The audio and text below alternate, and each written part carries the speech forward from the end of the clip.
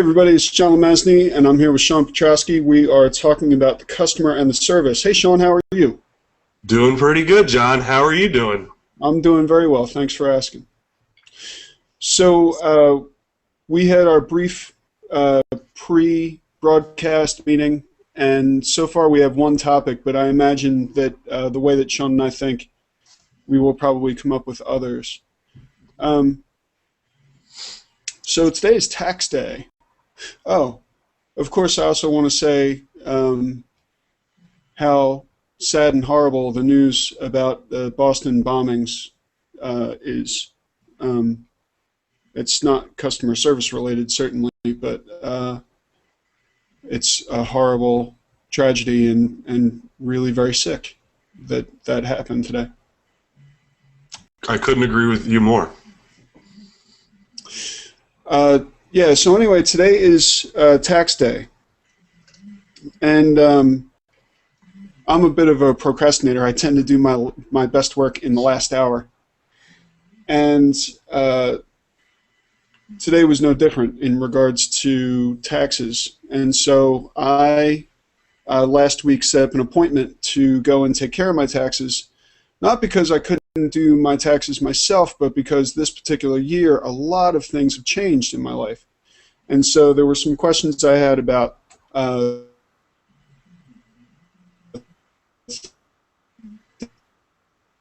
things like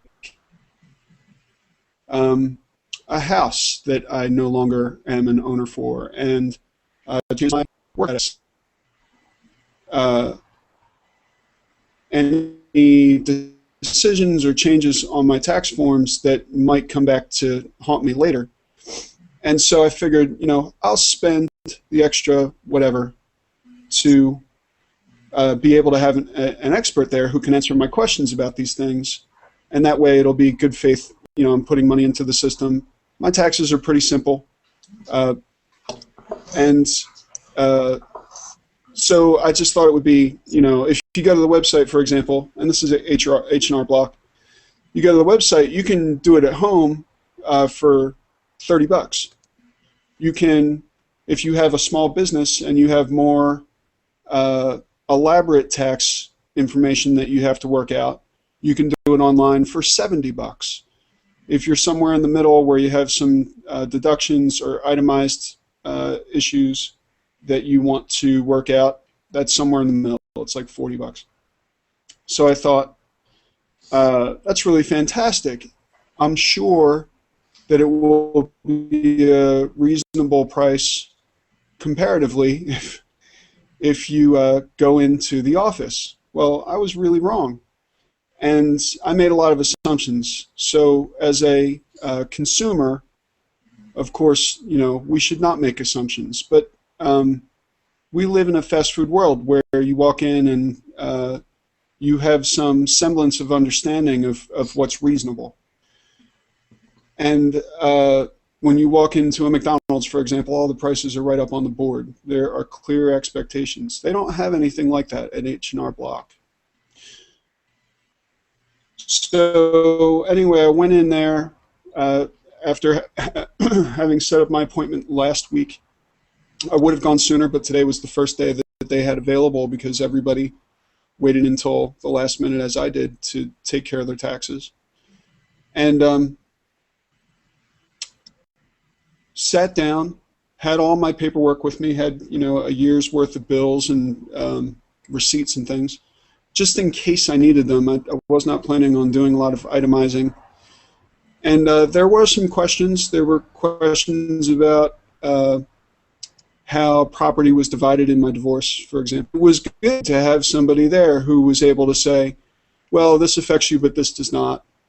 But they weren't really elaborate questions. They were questions that, if I had taken the time to look at the form, they would have asked me those questions. I would have answered them, and that would have been that. So after going through the process, I thought to myself, I really overreacted. I probably should have just done this myself. And I really felt that way when I realized that the cost of my visit to H&R Block was more than my return, than what I was getting back from my taxes. And that was on one side. On the other side, I actually owed a little bit. But my point is, I ended up spending almost $400 to do my taxes today. And I'm still not sure why. We had a conversation about it, but the answer was, that's what it costs. That's what we charge. You know, if you have a situation with your children, or if you have special questions that we need to figure out, or whatever, those are expensive. And what I would say instead is that it was ridiculous, that I was so naive to think that I would be able to get out of there for a reasonable price. And I posted about this today on Facebook because I was kind of angry about it. And I really don't have $400 right now to spend. And they also did not have any way for me to pay a $400 bill before I walked out, not in full. So there was nothing like a finance. It wasn't as though I was able to give them some amount and have them bill me for the rest. They were not going to let me leave without spending $400. And honestly, I could have used that $400 this month. So I'm coming away with some lessons, and I figured we would talk about those lessons here because this is a great place for that. First and foremost, being exceptionally clear and transparent about what kind of situation you are in monetarily in a business environment is incredibly important, because not everybody has the ability to drop $400 at a moment's notice. And it was not clear at any point that it was going to cost me anywhere near that amount. She was really excited for me, the accountant or whatever, you know, the sandwich specialist at the H&R Block, about my return because I was getting some money back. As it turns out, it was completely canceled out and then some because of the ridiculous pricing scheme. Meanwhile, if I had just gone and gotten the form, it wouldn't have cost me anything. It would have cost me 29 cents or 32 cents or whatever it is. So that is not value added. And what's worse is I broadcast video to people, you know? So it's like, yes, I made a mistake today, but you also made a mistake in not being upfront about your pricing, because I happen to talk about this stuff to a lot of people, and it's really important to me. And so in general, I'm upset, but I'm also glad that I will never have that problem again. So have you ever had a situation like this, Sean, where it was not exactly bait and switch, but a situation where you didn't expect to spend as much as you ended up spending and really didn't have another choice? Yeah, actually this weekend with taxes as well for Crystal. We were doing her taxes, and you know, we got into a situation where we thought we were paying a certain amount to process the taxes. We were using TurboTax, and then at the end it was like, oh, and you have to pay $40 per state, you know, because Crystal has to file in 2 states because she works in Pennsylvania and lives in New Jersey. I cannot stand that situation in Pennsylvania and New Jersey. So we had to pay like way more money than we thought. You know, we thought by having the TurboTax software, which we paid a certain amount of money for, which included a free state, that we would not have to pay to transmit that, and we ended up spending, you know, $80 on top of the cost of the software. You know, so It was ridiculous. So they weren't very upfront about the, because we had to put her credit card in to purchase the additional state. You know what I mean? Before, and they, at no point did they say that there's going to be an additional processing fee assessed at the end. It's BS. They're not upfront about that type of stuff, and maybe it was because we used the software. I don't know, but I just don't think that there is really that much transparency in the whole tax process. I mean, I know over the couple years ago they changed the whole federal filing system to being free. So if you just were doing a 1040 form or the EZ, 1040 EZ, filing was free. And for the most part, I don't know anybody that pays to file their federal taxes. It's the state stuff that's they get you, and it's not the same price no matter what. Every place has a different price. Everybody has different levels of service that they offer, and it's kind of shady. It's really not transparent. It's not. I wouldn't say. Luckily, weren't in a situation like you.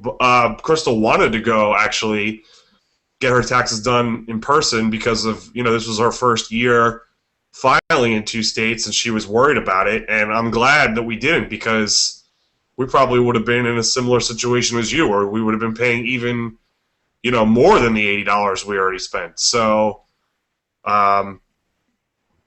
that's ridiculous. And she just does a 1040 EZ. I don't. I mean, my taxes, I do my taxes on my own every year, and my tax situation is a little bit more complicated because I have different financial accounts and investments and a house and all kinds of stuff. So this year, last year was my first year doing my taxes with the house, and it really wasn't. I did it on my own. It really wasn't hard for me. I've done my taxes on my own for years. So I did it again this year, not worried about it. And, so I have to pay a little bit more because I don't do a 1040 EZ. I have other supplemental forms that go with it. And, I pay the $80 anyway, and I feel like I get my money's worth because I know I have to do these additional forms. And the TurboTax software has actually helped me in the past. There was a year where I owed the IRS $3,000 in back taxes. And then I had to prepay my taxes, and it was a whole big mess because of a mistake, because of bad information I was giving when filling out a W-4 for a second job that I had. And so I basically didn't pay any tax for the whole year to my second job.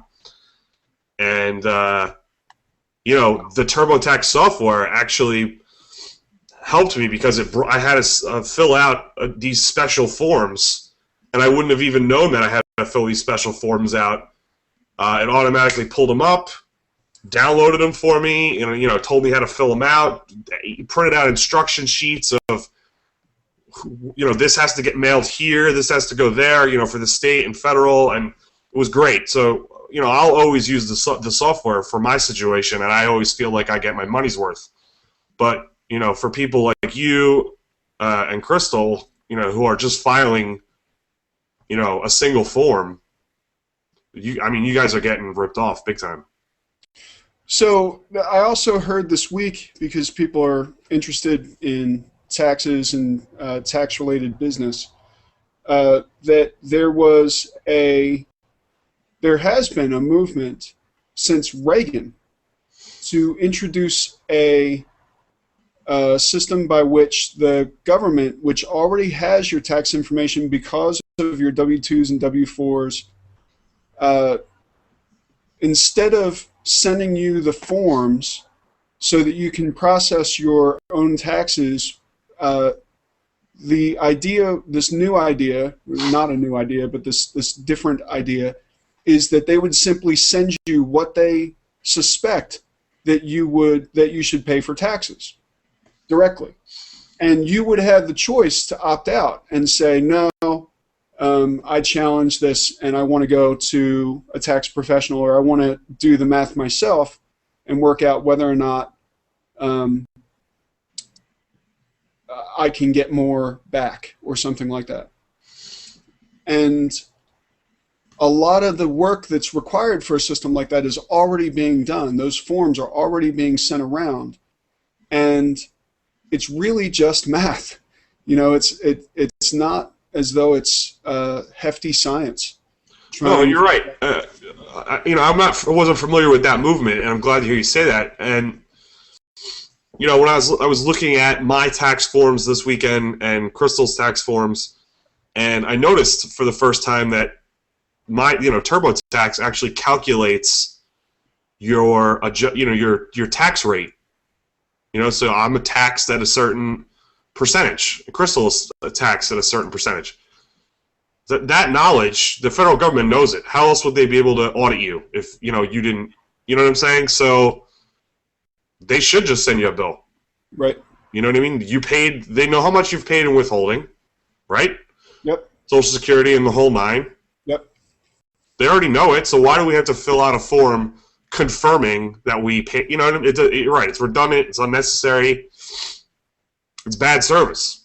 There's also a lot of money to be made in that process, in fees and penalties, in services, and I'm always a little bit concerned when there is an industry that is built up around penalties, and industries that are built up around something that's a given, that just has to be.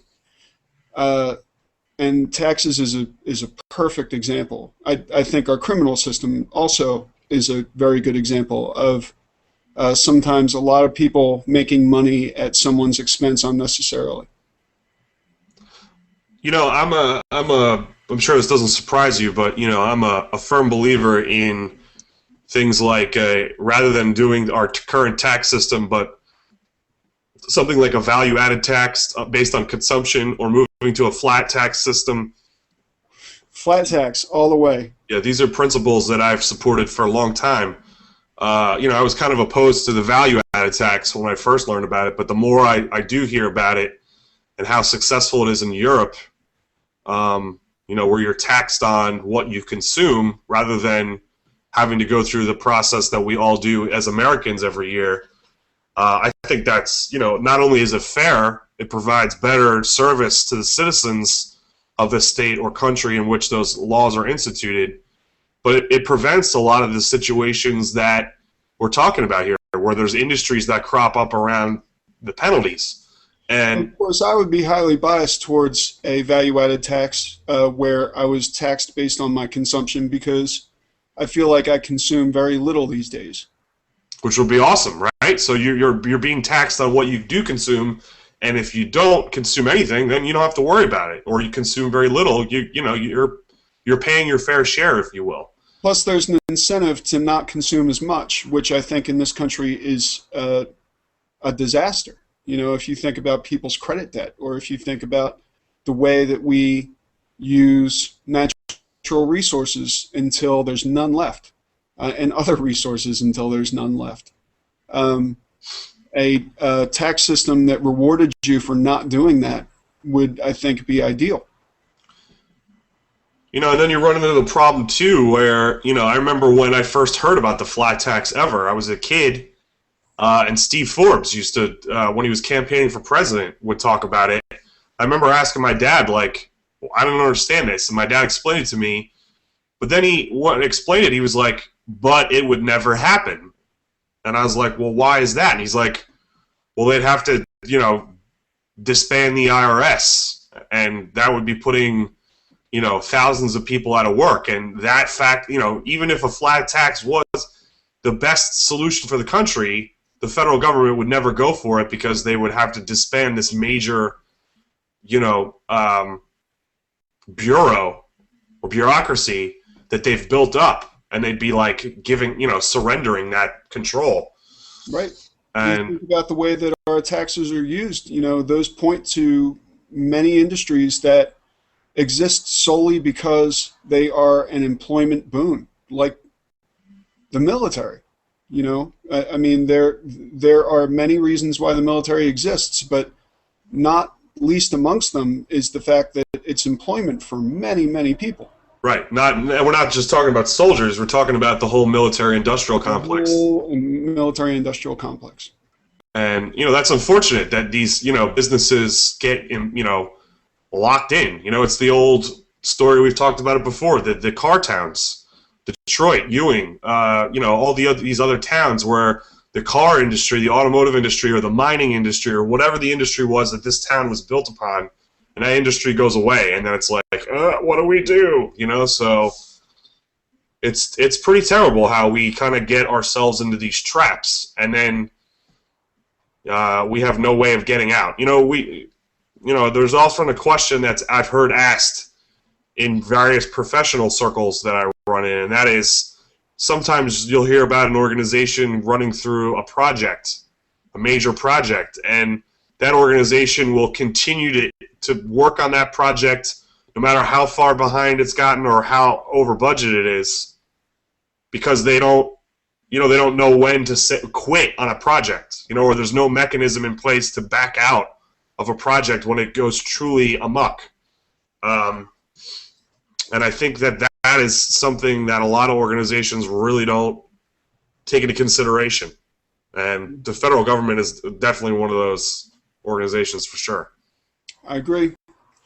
So we also shared an article earlier this week that was about an idea of the breakdown of service for customers at McDonald's.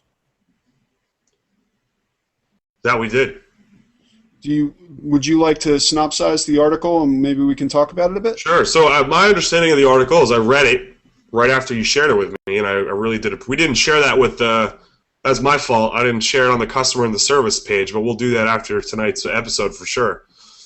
But if I understood the article correctly, and please correct me if I'm wrong, the article was about how McDonald's now has reported losses for the third quarter in a row, or it could have even been the third fiscal year. Which one was it? I think it was third quarter. Okay.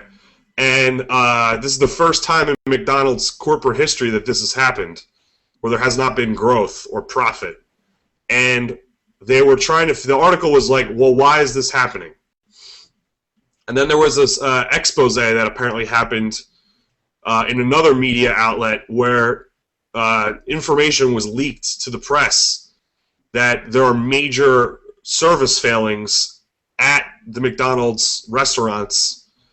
And so this article was saying that the reason that McDonald's is failing is that people are no longer going to McDonald's because the quality of service that they are receiving is so bad. So extending out from I think that was a beautiful synopsis. Thank you.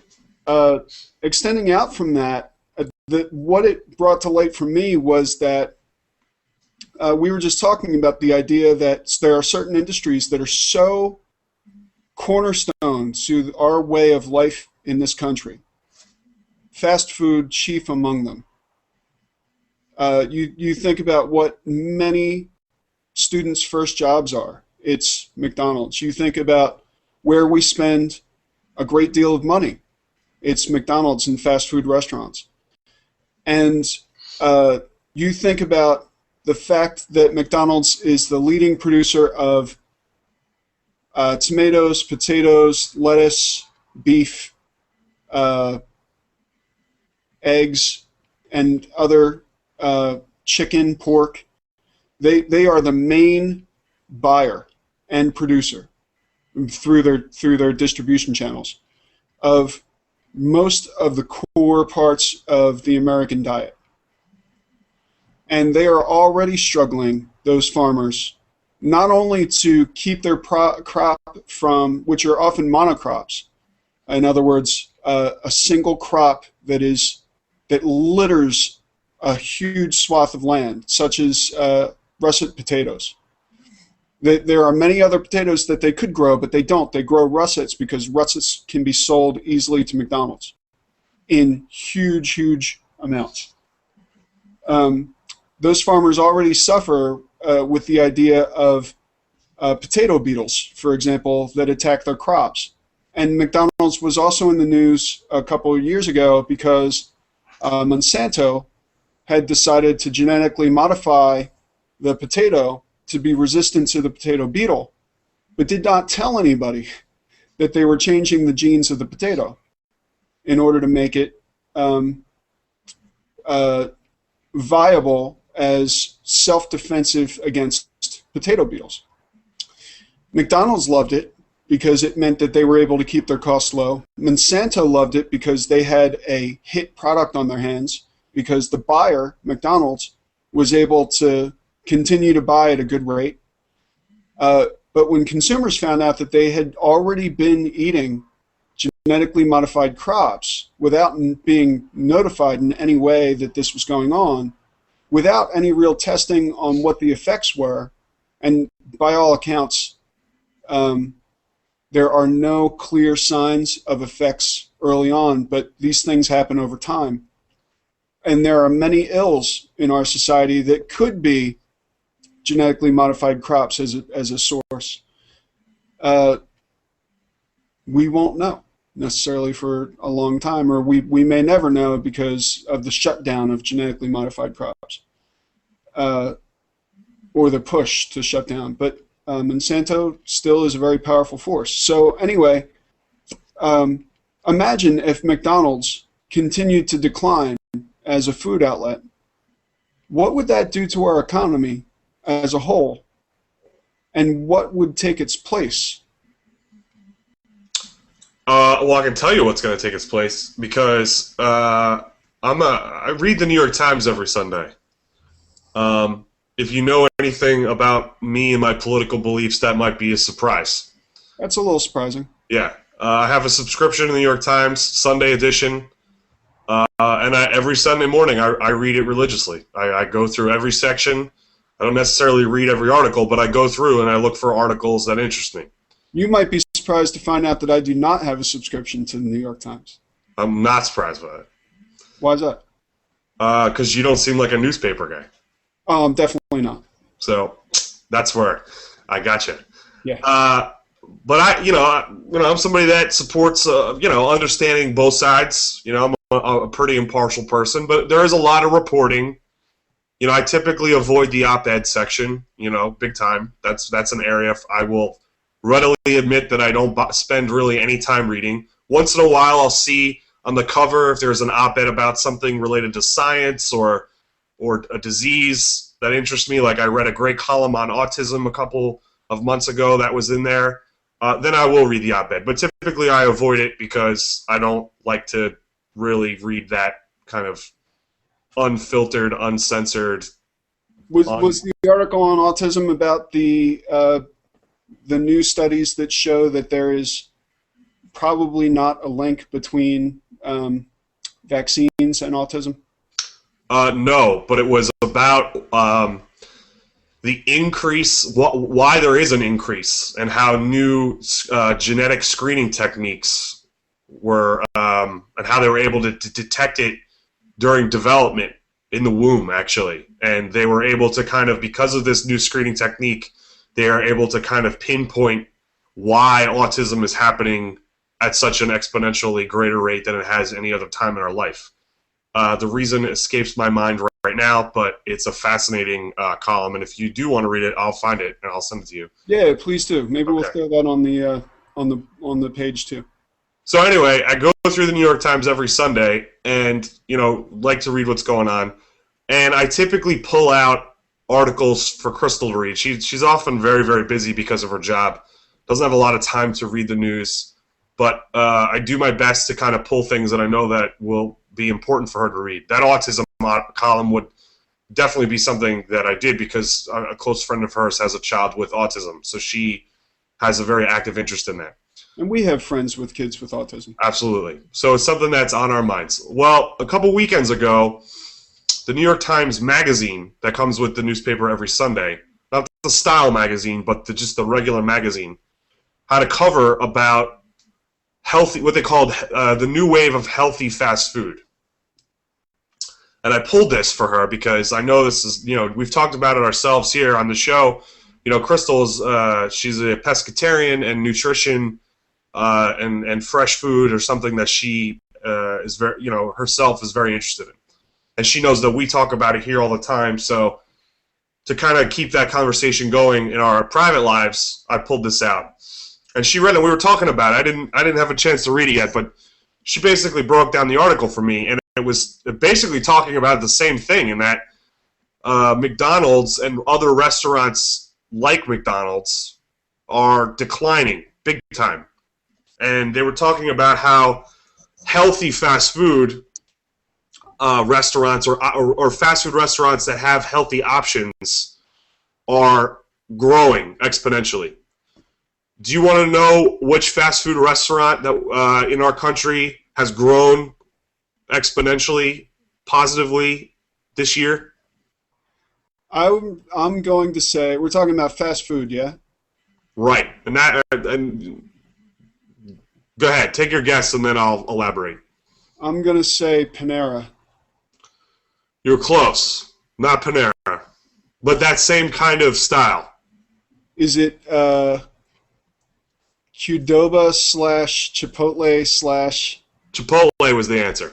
Oh, I knew it. And so their whole thing was that people are going to places like Chipotle, Qdoba, Panera, Fresh Mex, whatever you want, those type of places, because the food is prepared in a better way, the food is a better quality food, and they're able to see their dietary and nutritional information better, and they're able to customize their meals. So they were saying how it's very easy for somebody to go to a Chipotle and get a 300 or 400 calorie lunch or dinner, and whereas going to a McDonald's, that's not easy. You know what I mean? And it's fresh. Nearly impossible for me to walk into a McDonald's and get anything that I feel comfortable eating. Right. So they're saying people, because including any of that, people are feeling better about the quality of food being serviced at a Chipotle than McDonald's, and that is why. And believe it or not, another one, Taco Bell. Taco Bell received a lot of accolades in that article because of their Fresca menu, which is their healthy options menu. The menu is not a bad way to eat if you are going to eat at Taco Bell. Right, and the point of the article was to feature that in a way to say, like, I know you're thinking it's Taco Bell, but this is actually something that's being done, and it's being done well. It's still pretty crappy food, but at least the calories are lower. Right. So another part of the article which I thought was fascinating was that for millennials, they're in their top 10 fast food choices, McDonald's does not even rank in the top 10 for millennials. Yeah, I bet McDonald's is an old idea in the mind of a millennial. Right. So, which is crazy, because when I was whatever the age of a millennial is now, especially if I was like 6 or 7, you ask me my favorite place to get a cheeseburger, I'd be like McDonald's. You know what I'm saying? So, that, you know what I'm saying? So I think it's a combination. I think it's that there's been a lot of negativity and a lot of bad press going around about McDonald's, not just about the service, but the quality of the food, and a lot of the myths and bad things that go around, whether they're true or not, about what McDonald's does to their food. And I think they're having a hard time bouncing back from that, because they are so huge and they need to do these things to maintain their monolithic size. Whereas companies like Wendy's, which has always prided itself on fresh, not frozen, and prepared as you order it, and you know what I mean, things are being grilled and not microwaved. They're those type of places, when also stacked up against with a Chipotle or a Qdoba or a Panera, those are the places that are doing well. Because people perceive that there is quality, some sort of quality, and they have some control of their nutritional, aspects of their meals that they're getting from these places. Well, it's interesting. For me, taking that to an extreme, I really like to have as many options as possible. Well, I guess anybody wants to have as many options as possible, but I think that most people are not vegetarian. Most people are perfectly happy to eat at a McDonald's from time to time. I really find it difficult unless I'm going someplace like Qdoba or Panera, or well, Panera less so. There's a whole sort of a continuum upon which you have the most choice and the least choice. Amongst the most choice are places, in my opinion, like a fast food bar, or not a fast food bar, but a food bar like Whole Foods food bar, where you have a wide variety of hot foods that is freshly made, that with many vegetarian options, including a salad bar. And yes, you're paying for that choice, but you're also paying for the quality. You're paying for the fact that it's mostly organic. You're paying for the fact that if you're a vegetarian, you're not forced to eat 4 sides. On the other end of the spectrum, you have McDonald's, where there's one kind of potato and there's one kind of burger with a lot of things on top of it that differ, and 2 or 3 different kinds of buns and some apple pies. But essentially, if you want to have food at McDonald's, you can predict what kind of food you're going to be eating, because there's essentially 14 items that they sell. And if you don't want one of those 14 things, you're kind of out of luck. Whereas at the Whole Foods, they have a much higher cost of operation, much higher price for the food, but you have so much more variety in what you can eat. And it extends throughout the rest of the store, where you can make sustainable choices. And so for me, it's philosophical, it's political, but it's also nutritional. And nutritional is maybe the most important thing. Whereas if I go into McDonald's, it's because I want free Wi-Fi and coffee, period. I don't eat there. I can eat in the Wendy's. I mean, there are some choices I can make, but not many. I mean, it's not like they have a veggie burger. Where somewhere in the middle, you have some place like Qdoba or Panera, there are some vegetarian choices that are interesting choices. And then, on the other end of the spectrum is a supermarket that also makes fresh food, that cares about the food that it's making, where the food came from, how the food was sold to you. Taking that even further, there's places where you don't actually eat at the restaurant, like a farmer's market, where everything in the place is essentially whole food and local and sustainable and reasonable, or most of it anyway. By the way, are you familiar with 130, Sean? The highway? Yeah. Yes. Do you know there's a farmer's market, the 130 farmer's market, over by the Americana Diner? Know the Americana Diner very well. Didn't know there was a farmer's market there. Right across the street from the Americana Diner is this relatively large farmer's market. The entire place, there's probably 6 aisles, is all whole food, vegetables, fruit, fresh bread. There's a deli in the back. There are some packaged foods, but not much. Mostly ethnic foods that you wouldn't be able to get locally, but they're not common local foods. They are Mexican specialties and that kind of a thing. And a lot of bulk buys, where if you enjoy nuts or you enjoy dried fruit, that kind of a thing, they have a whole section that's like one whole aisle that is just bulk nuts, fruits, candies, etc. I walked in there not knowing what to expect, but really fell in love with that place. And the prices are all great. The hours are good. The people were nice. There was a lot of people in there. It was not a quiet place, but I would go back there in a heartbeat. And if I have the choice that we were just talking about, this whole ranging from McDonald's to Panera to Qdoba to Wendy's to Ruby Tuesdays, place that I love, to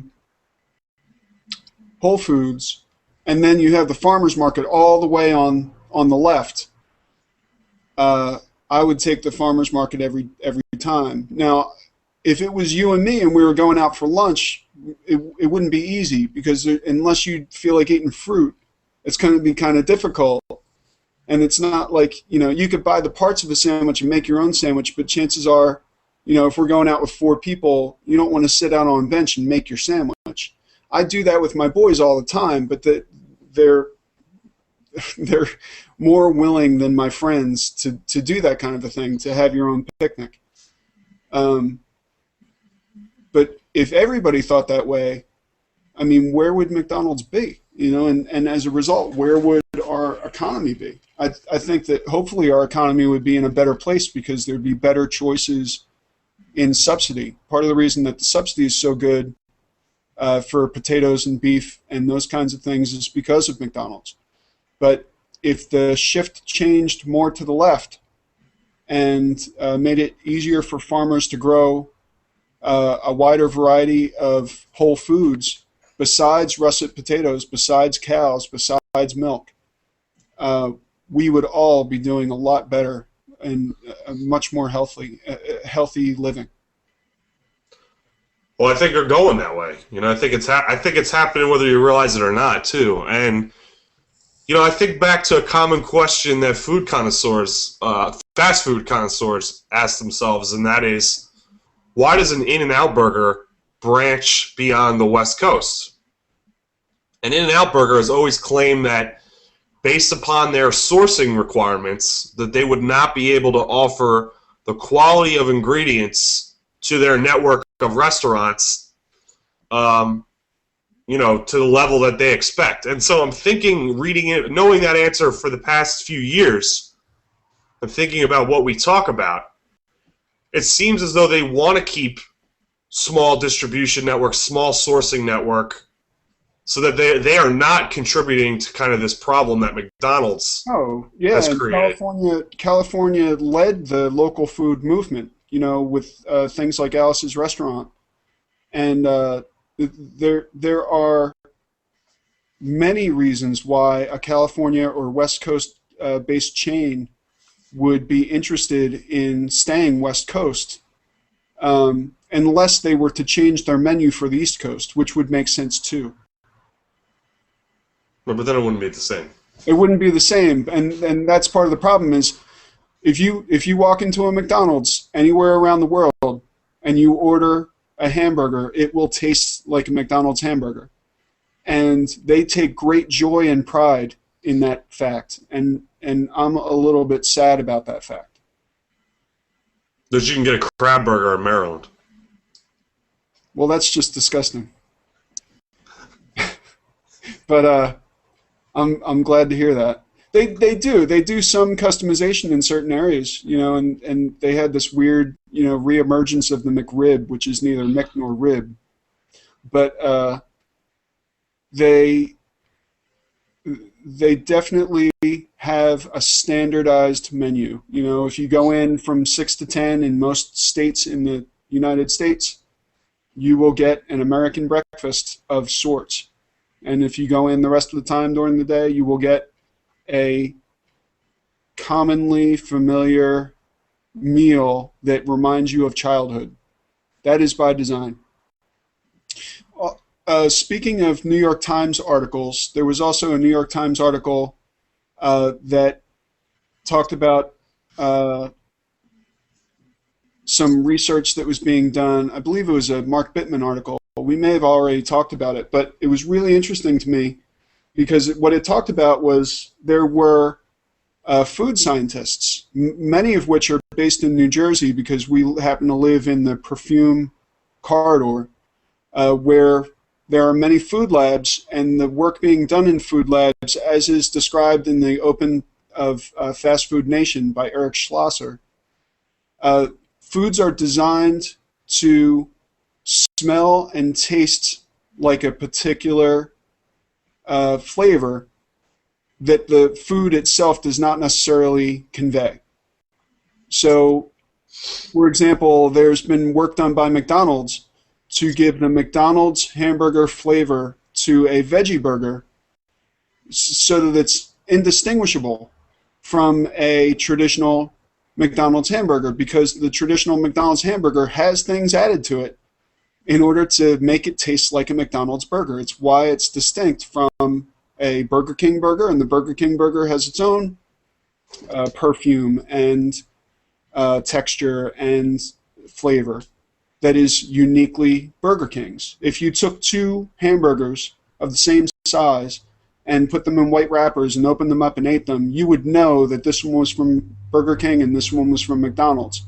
It would be easy to tell with your eyes open, in fact, because even though it looks like crap, the structure of the burger is very distinctly McDonald's or Burger King. Same with, if we've talked many times about the eruption of food out of a Wawa hoagie, a shorty. It's a very particular kind of sandwich. When you open it up, you're like, oh, Wawa. If you open up a traditional sub shop, a regular sub shop sandwich, it might not look so distinctly like a Wawa sandwich. That kind of particularity is part of their brand. It's an extension of their brand, and it's part of the quality that they put out there. The problem is that these food scientists, in trying to make them distinctly part of a brand, in other words, this is a McDonald's-like burger, also have added other things in order to make them attractive to humans, such as certain levels of fat, certain levels of sugar, certain levels of carbohydrates in such a mixture as to make it addictive. I heard a great interview with one of the researchers of this issue on Fresh Air on NPR, and he was talking at one point about the sweet spot, the idea of a sweet spot. And the sweet spot in food lab parlance is the point at which you've added enough sugar to completely saturate the taste buds without overwhelming it. That there's a certain point at which no matter how much more sugar you add, it's not doing any good. And most of the food that we eat is right at that sweet spot because it's a long known way of getting people to be attracted to a certain kind of food. Same with fat, same with salt, same with, right? Mm-hmm. There are certain foods that don't have the sweet spot.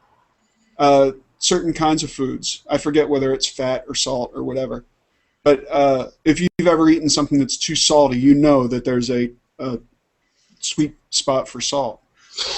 But the fact that there are food researchers and sense-oriented researchers who are trying to addict us to certain kinds of food, Cheetos, Doritos, McDonald's hamburgers, etc., it is no wonder that there are people amongst us who only eat a few things, but eat a lot of them, and end up obese or dead as a result. That's not good customer service. No, it isn't. I didn't know about that particular aspect of the food industry. So I will find the article and I will put it on our page as well, because I think it's a really important read, and it was sort of a breakthrough because it actually involved some of these food scientists who were doing some whistleblowing, and CEOs of companies who were doing this kind of a thing. I don't want to say hostess, but a hostess-like company, who were ashamed that their company had come to this point where they were essentially just trying to addict people to their food instead of allowing them to simply enjoy it. Not good. No, not good at all. So, and I think this all speaks to customer service too. In what way is creating an addiction for your product, not a like, not a kinship, not a affection, but an addiction to your product, anything but evil? Why aren't they just selling heroin? Why not? Well, because heroin's illegal. But there are some of the results of this article start to question, Which is worse. yeah. Well, I mean, I think heroin's probably worse. But you know what I mean. Yeah. So, is there anything else you want to talk about? I got 738 free comics from Comixology last week. Of course you did. They were having a giveaway that was part of a promotion with Marvel Comics where they gave out 738 first issues of different comic series that they have. Wow. That was pretty awesome. I'm trying to think. Any other kind of like quick things I want to mention? Is there anything coming up? Anything you want to plug? There's been a lot of the Xbox conversation. I know we'll be revisiting sometime in May. There's been continual rumors about the always-on requirement for the Xbox. Still no concrete answers on that yet. And the more and more I'm hearing about the new Xbox, the better it's making Sony look. Yeah. In addition to that, Sony is doing a lot of courting of independent developers and giving them a platform to develop their games cheaply so that they can reach a broad audience. I'm sure we'll talk about that in the future when we revisit the video game topic again. So some good, interesting stuff going on in that space. I'm pretty excited about all that. Next week I have a topic that I want to talk about next week. I'm going to announce it right now. Okay. I've kind of alluded to it on other episodes, but I finally I've decided to divorce myself to some degree from Google. Yeah. And I would like to talk about why I'm doing that, what has forced me to do that, as I think it's important that people know what's going on, because it's there's some interesting decisions that are being made in the Google ecosystem that are affecting users of non-Android devices in negative ways. And I want to bring that to the surface because Google is a company. What's that? No pun intended. No, that's no pun intended, I swear. Because Google is a company that I've always supported. I've used their products because they're good products. And the past, they've basically undone all the goodwill I've had for them in the past 4 months. And wow. I want to talk about that. All right. Well, as usual, whenever we have, because you know what a Google fanboy I am, whenever we have a difference of opinion, I think it always makes for interesting broadcasts. Good. So we're announcing that next week's topic, primary topic, will be about my Google divorce. And I'm looking forward to it. And what an appropriate conversation for our 25th episode. Oh, yeah. So, I just wanted to say, I think that's going to be exciting. I just wanted to say that I have two things going on this week. First, tomorrow, that's Tuesday, the 16th of April in 2013. I'm going to be talking at Princeton Public Library to a class that is open and free to the public, free and open to the public, at 7 o'clock, I believe, on how to make infographics using cloud-based services. wow. All those cool infographics you see all over Facebook and Pinterest and all those things. If you wanted to make your own, how would you start? What tools would you use? Where would you find your data? Where do you find statistics, etc.? And on Friday, there's going to be a free film screening called Design Thinking. I think it's called Design Thinking. There's going to be a film, and the topic's going to be thinking and design, and there's going to be a discussion after involving Tiger Labs in Princeton, Crystal Knapp from Planet Princeton, myself, of Lamazny Technology and Design Consulting, and some other people who I don't know yet, but I'm sure that I will know them by the end of the evening. But if you want to come out, it's 7 o'clock on Friday. A great film, great topic. I think it's going to be a really good time. Awesome, John. Thanks for letting us know about that. Thank you for the opportunity. And till next week for our 25th episode. Have a great night, Sean. Thanks so much. See you soon.